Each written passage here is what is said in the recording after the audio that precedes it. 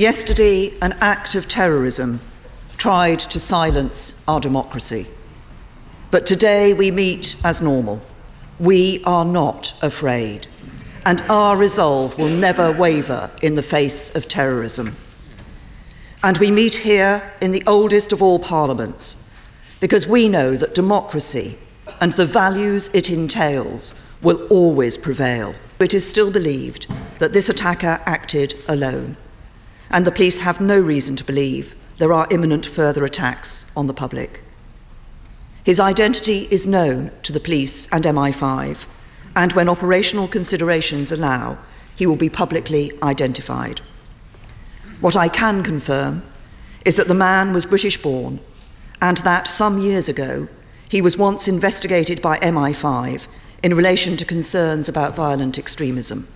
If his intention was to gain access to this building, we should be clear that he did not succeed.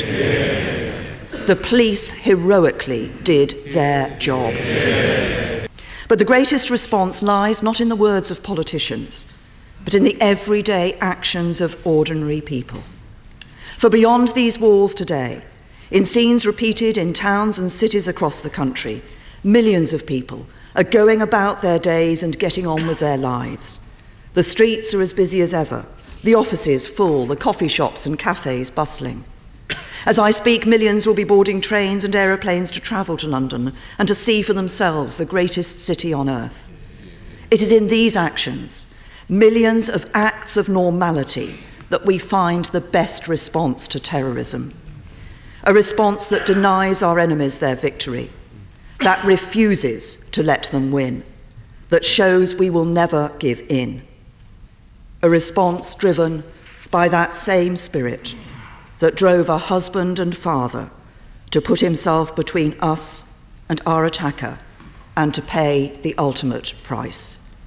A response that says to the men and women who propagate this hate and evil, you will not defeat us. Mr. Speaker, let this be the message from this House and this nation today. Our values will prevail.